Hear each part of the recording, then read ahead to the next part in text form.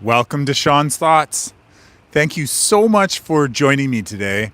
Today, I'm extremely delighted to do a reading of one of the most recent articles that I wrote called The Last Few Steps of the Yellow Brick Road.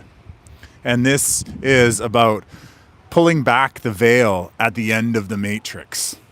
So I hope that you will join your attention with me and we'll together share this beautiful time in front of these flowers right now as I read this for you. Actually, now that I'm thinking about it, is how much of my head, I just wanted to make sure that my head was going to be in the frame, because there's nothing worse than doing a reading and having one's head chopped off. All right, so here we go. So thank you. This is a reading of an article that I posted on Substack recently, about a week ago. And it's called The Last Few Steps of the Yellow Brick Road, Pulling Back the Veil at the End of the Matrix, by Shawn Peterson, Shawn's Thoughts, New Earth Creations.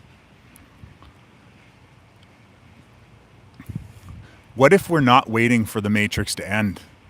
What if it has been waiting for us to become strong enough, courageous enough, loving enough, and aware enough to leave it?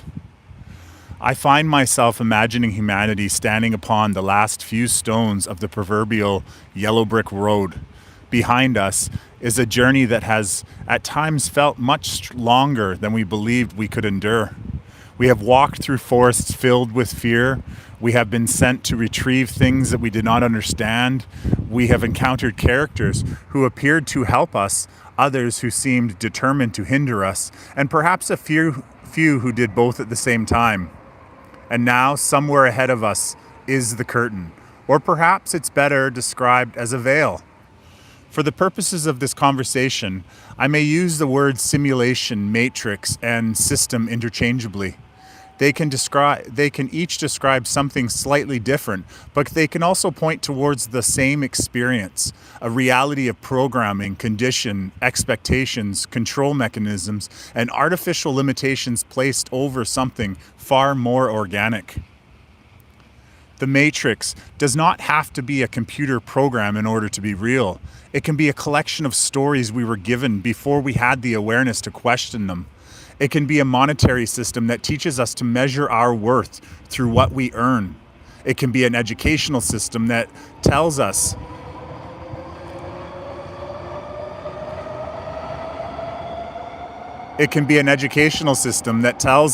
what intelligence is supposed to look like. It can be a media program that gives us expectations about people and places we have never encountered ourselves. It can be fear repeated so often that we begin to call it common sense. It can be an overlay of our perception. And perhaps the end of the matrix is not the destruction of reality, perhaps it is the removal of that overlay. We have been walking this road for a very long time. When I first watched The Matrix in 1999, I walked out of the theater almost stunned. My eyes were glazed over and my mind was filled with ideas ricocheting back and forth. That film became one of the first monumental earthquakes beneath my understanding of reality. It did not give me all the answers, but it set me on a journey for new questions. What if reality was not exactly as I believed it to be? What if people could be living inside a system without recognizing the system? What if our energy, attention, and creative potential were far more valuable than we had been taught? Since then, my understanding of the Matrix has continued to evolve. At one point, I imagined it only as something evil and constrictive that I needed to break free from. I wanted to escape it and run into the open grass beyond the walls. Eventually, however, I began to consider the differences between the false matrix and a divine matrix, between an artificial system with limits that limits organic life, and a place through which consciousness can learn, experience, create, and turn inspiration into form. The holodeck on Star Trek Next Generation could be described as a matrix, yet it was also used to learn, train, explore, and better understand what it meant to be human. Even a difficult simulation could potentially teach us gratitude, strength, and discernment. The experience itself may not be the prison. The prison begins when we forget that it is an experience, surrender our power to it, and believe its walls are the limits of all creation. This is why I no longer see our path as simply breaking out of something. I see it as leaving behind what no longer reflects who we have become. And that brings me back to the yellow brick road. The lion was never without courage. The cowardly lion believed that courage was something he lacked and therefore something that he had to be granted to him by someone more powerful. How many of us have lived that certain way? We have waited for permission to speak. We have waited for someone else to confirm what our intuition was already telling us. We have waited for a leader, a government, an institution, a teacher, or a wizard to assure us that we were finally strong enough to take the next step. Yet courage was never the absence of fear. Courage was every step taken while fear was still present. The lion proved his courage throughout the journey. He walked into uncertainty. He remained beside the people he loved. He encountered frightening things and continued moving. The wizard did not create courage within him. At most, the wizard gave him the symbol through which he finally could recognize that his own actions had already revealed. Perhaps this is a part of what these last few stone steps are asking us now. We do not need to wait until all fear disappears before we pull back the veil. Fear has often been propagated through our system because fear narrows the field of possibility. It keeps us expecting the worst, repeating the known, and projecting yesterday's trauma into tomorrow's creation. Useful fear may tell us not to stand in front of a charging animal. Programmed fear tells us to never question there was a cage. The lion within us has spent this entire journey learning the difference. The Scarecrow was never without intelligence. The Scarecrow believed he did not have a brain, and yet he was consistently observing, considering, and discovering solutions. Again, the journey did not take Again, the journey did not place intelligence inside of him. The journey revealed the intelligence that has always been there. I believe awareness is one of the most important requirements for moving beyond the system. If someone wants to leave a prison, they first have to understand where they are. They have to observe their routines, recognize the doors, notice the players, and examine what may exist on the other side. Without awareness, even an open door can remain invisible. The matrix survives when we accept programming as perception. We are shown an image repeatedly and begin to expect the world to match it. We inherit beliefs about culture, success, relationships, health, money, authority, and even God, often before we have a direct experience of those things ourselves. Then we look through those expectations. Then we look through those expectations and call what we see reality. The Scarecrow within us asks better questions. Who gave me this belief? Does it reflect my experience? Is this thought coming from my intuition? Or it is a program I have repeated so many times that it sounds like my own voice? Am I observing what is actually here?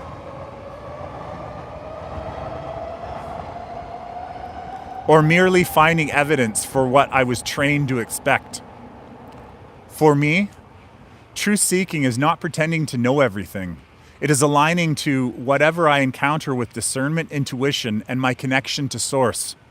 It is remaining willing to revise what I thought I knew when a wider understanding becomes available. That is not foolishness. That is intelligence becoming conscious itself. The Tin Man was never without a heart. The Tin Man feared that he had no heart, yet his tenderness was visible throughout the story. His compassion, loyalty, and an ability to feel were not absent. If anything, they were so present that it needed to be rediscovered in order for him to trust it. I believe many of us have been through experiences that made us hard. Trauma, betrayal, anxiety, anger, and grief.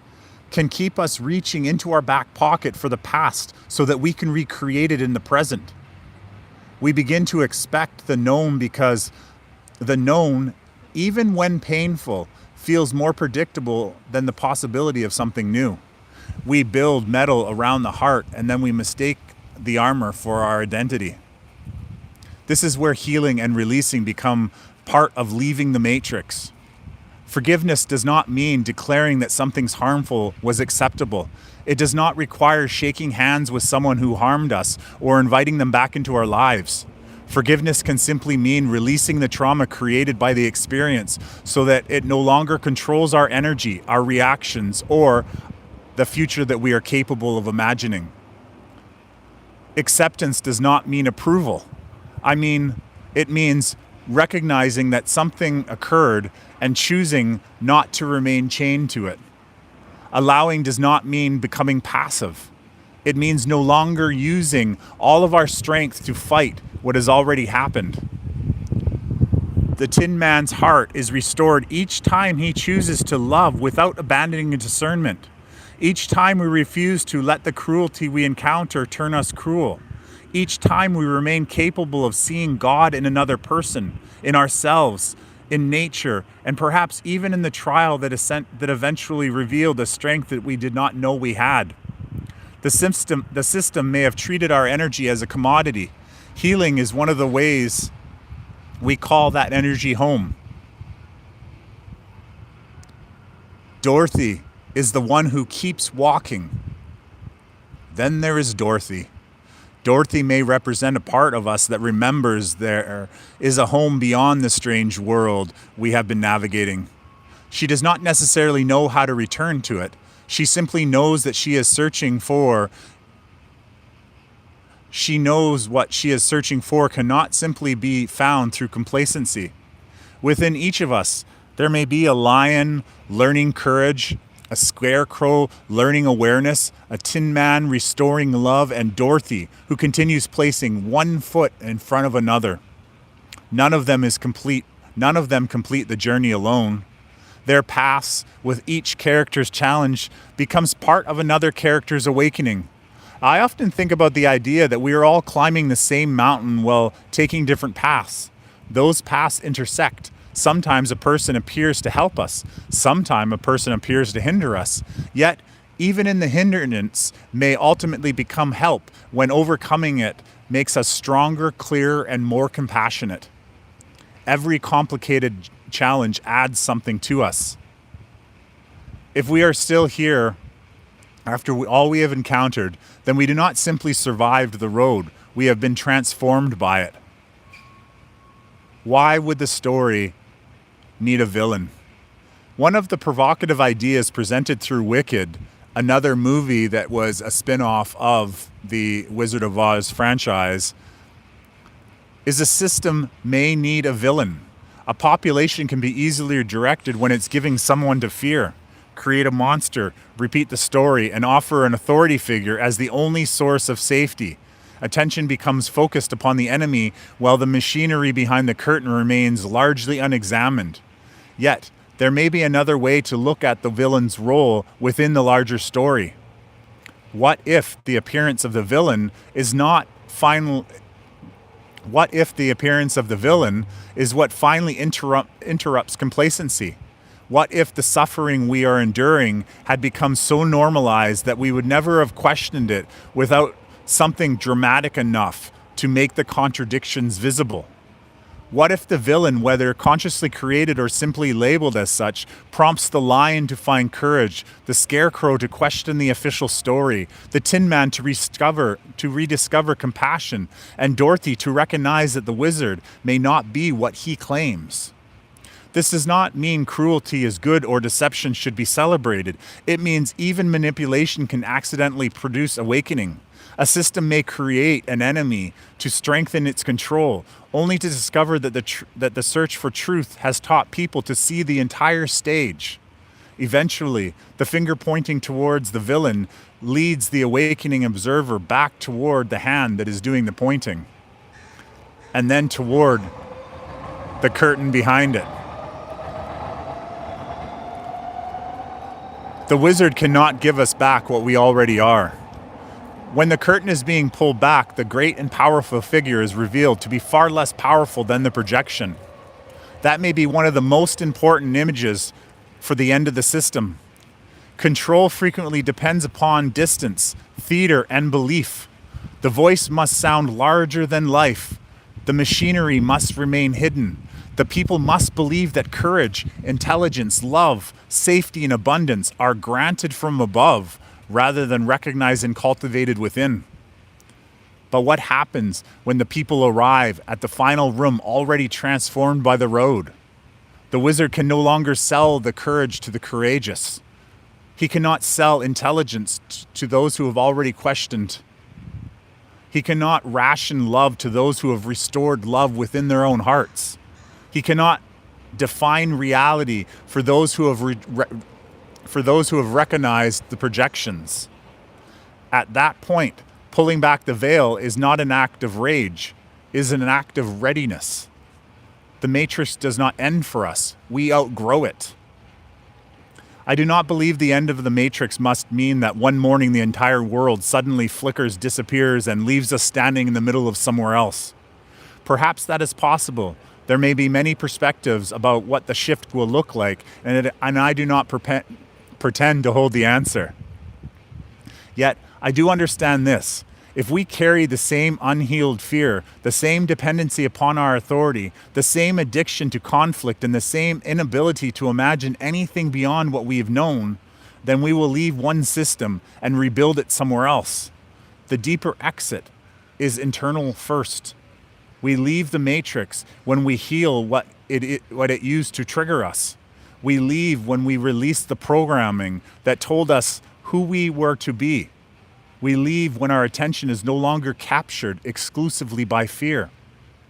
When we leave, when we stop choosing between lesser evils and we begin imagining a better possibility.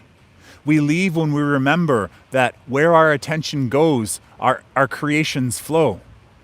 This does not mean ignoring suffering around us or hiding inside a pleasant fantasy. It means seeing that the end. It is seeing what is ending while consciously investing our energy in what may begin. It means recognizing that the end of the old world does not necessarily have to be the end of the story. It may simply mean, or simply be, the conclusion of the version we have known. After ending creates space. Space for different systems. Space for fairer ways of living. Space for healing centers, exploratoriums, communities, food growing freely, restored land and relationships based upon organic connection rather than control. Space for heaven on earth, new earth, base reality, the Garden of Eden, or whatever language you find that best represents the highest reality that you are capable of envisioning. Pulling back the veil. When I speak of New Earth, I do not necessarily imagine something newly manufactured. I imagine an unveiling of a reality that has always been present. Perhaps the veil has appeared as a digital projections placed upon organic reality. Perhaps it has been the manipulation of our filters and our perceptions. Perhaps it has been trauma held within our bodies, stories held within our mind, and fear held around our heart. Perhaps it has been all of these things working together. However, the overlay was formed. Its removal may feel like pressing a refresh button, not because the sacred world was destroyed, but because we can finally see what was hidden beneath everything placed over it. The last few stones of the yellow brick road are therefore not taking us towards a savior. They are taking us towards a reevaluation. The revelation that the lion carried courage all along. The Scarecrow carried intelligence all along. The Tin Man carried love all along. Dorothy carried the whole way home all along. And we carried the ability to pull back the veil all along. Perhaps the wizard played his part. Perhaps the villain played hers. Perhaps every obstacle, deception, loss, betrayal, and strange encounter along the road became part of the preparation. Not because every painful action was justified, but because we chose to turn our experience into awareness rather than allowing it to become another chain. That is how the Matrix ends.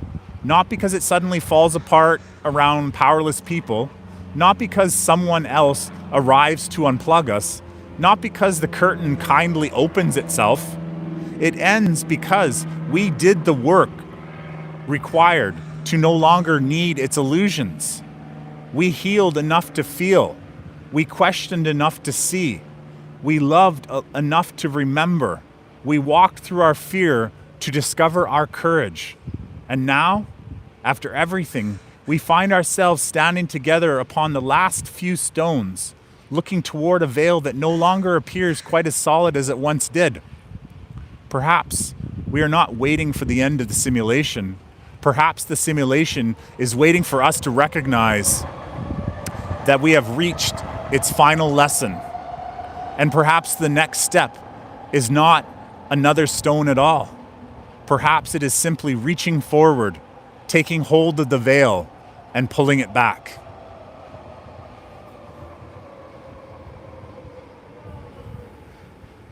What if, right? Thank you so much for sharing your attention with me. Definitely click on the video that I link after this one when I fully publish this. And I look forward to reading your thoughts about my thoughts. Thank you so much and have a wonderful day.